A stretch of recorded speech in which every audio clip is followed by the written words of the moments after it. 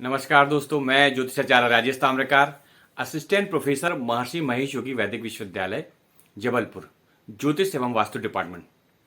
दोस्तों, आज मैं आपके सामने दीपावली के 5 महापर्वों की श्रृंखला को लेकर आया हूं, जिसमें पहला पर्व होता है धनत्रयोदशी। तो दोस्तों, कार्तिक माह की कृष्ण पक्ष की त्रयोदशी तिथि के दिन समुद्र मंथन के दौरान भगवान धन्वंतरी अमृत कलश लेकर प्रकट हुए, जिसके कारण इस दिन को धन त्रयोदशी के नाम से जाना जाता है। इस दिन भगवान धन्वंतरी अमृत कलश लेकर आए हुए थे। इसके कारण हमारे पूर्वजों ने, ऋषि मुनियों ने यह परंपरा चालू की होगी कि इस दिन धातु के बर्तन खरीदने चाहिए, ना कि लोहे के, स्टील के। तो पीतल के, तांबे के, चांदी के, सोने के बर्तन आपको खरीदने चाहिए। इस दिन चांदी लेने का बहुत महत्वपूर्ण है। चांदी जरूर खरीदिए। चांदी जो है चंद्रमा की धातु मानी गई है, तो चांदी के बर्तन लेने का भी प्रचलन बढ़ गया है। चांदी के बर्तनों में जब हम भोजन करते हैं तो हमारे मन को यह शीतलता प्रदान करती है, हमको ठंडक देती है। तो धनत्रयोदशी के दिन हम ऐसा क्या करें कि हमारे जीवन में सुख, समृद्धि, शांति के साथ शांति भी मिले। तो इस दिन हमें सर्वप्रथम सुबह उठकर नहा धोकर भगवान धन्वंतरी की पूजा आराधना करनी चाहिए, क्योंकि भगवान धन्वंतरी को आयुर्वेद का जनक माना गया है, चिकित्सा का देवता माना गया है। भगवान धन्वंतरी की पूजा करें दीप धूप नैवेद्य से, और अपने परिवार के स्वस्थ और निरोगी रहने के लिए उनसे प्रार्थना करें। उसके बाद सायंकाल घर में कुबेर देव का पूजन करना चाहिए। माता लक्ष्मी के साथ में कुबेर का पूजन करना चाहिए, क्योंकि कुबेर जो हैं हमारे धनाध्यक्ष माने गए हैं, कोषाध्यक्ष माने गए हैं। उनका पूजन अर्चन किया जाता है। और रात में जब सारे लोग घर पर आ जाएं, तो सब लोगों को बिठाकर एक चौमुखा दीपक बना लें आटे का, उसमें सरसों का तेल में एक नागकेसर डालें और सब लोगों के चारों तरफ घुमाकर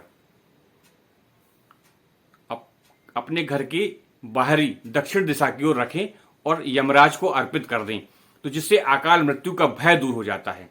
उसके बाद धनतेरस का दिन हम दिन भर खरीदी करते हैं। शुभ मुहूर्त में खरीदी करें जो भी आपको लेना है। उसके बाद आपको मैं कुछ महत्वपूर्ण चीजें बता रहा हूं, उनको जरूर खरीदिए। और जैसा कि मैंने लिखा कि एक 5 रुपए की चीज से घर में महालक्ष्मी का प्रवेश होगा, तो उनमें से सबसे पहला है कमल गट्टा। कमल गट्टा जो है जल में उत्पन्न होता है कमल, और माता लक्ष्मी का प्रादुर्भाव भी समुद्र मंथन के दौरान हुआ है जल से। तो माता लक्ष्मी को जल से उत्पन्न चीजें बहुत पसंद हैं।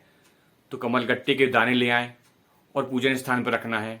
दूसरा, औषधियां लेकर आएंगे। अब औषधियां माने क्या? औषधियां यानी आयुर्वेद की जड़ी बूटियां, उनको लेकर आइए, ना कि दवाइयों को जो मेडिकल स्टोर मिलती हैं उनको नहीं। इस दिन औषधियां खरीदना चाहिए। तो औषधियां जैसे मैंने एक बताया, नागकेसर। नागकेसर के बाद काली बच, घोड़ा बच, हेमवती और शंकर जटा, जटा मासी भी ला सकते हैं। इन औषधियों को ले आए, अपने घर में रखें। नहीं तो पसारी की दुकान से एक सर्व औषधियों की पुड़िया मिलती है, उसको भी लेकर आएं।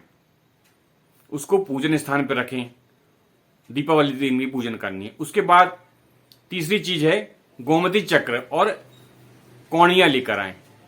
सभी आसानी से मिल जाती हैं। गोमती चक्र को दीपावली के दिन पूजन करके अपने बच्चों के गले में धारण करा सकते हैं, जिससे उनको नजर, चूना, टोटका नहीं लगती है और वो अपने जीवन में तरक्की करते हैं।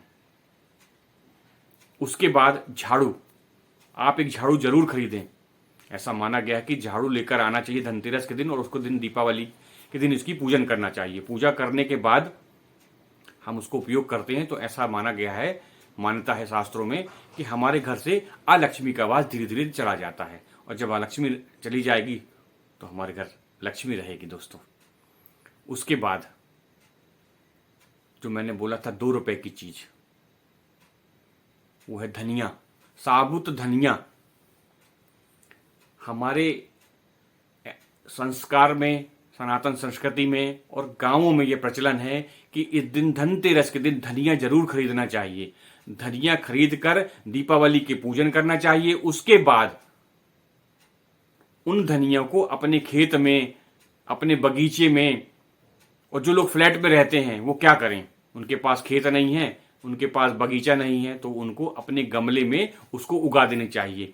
और उस धनिये को वो जैसे जैसे उगते जाती है आपके जीवन में प्रॉस्पेरिटी आती है, धन आता है, बरकत होती है, क्योंकि धन से ही धनिया बना हुआ है, तो धन को दर्शाता है।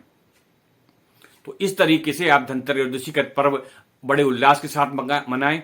और जब शाम के समय आप पूजन करें तो 5 दीपक लगाएं। उन 5 दीपक में भी एक एक नाग केसर जरूर डालिए दोस्तों, और उन दीपक को प्रज्वलित होने दीजिए। तो यह सर्वौषधि जब हमारे घर में आती है तो हमारे घर से सारी बाधाएं, अरिष्ट और रोग को दूर कर देती है। तो इस तरीके से हमारे शास्त्रोक्त रूप से मनाइए। क्योंकि देखिए, धन के बारे में बहुत लोग बताते हैं कि महालक्ष्मी आ जाएगी या करोड़ों की संपत्ति आ जाएगी, ये उपाय कर लीजिए। ऐसा कुछ नहीं होता है।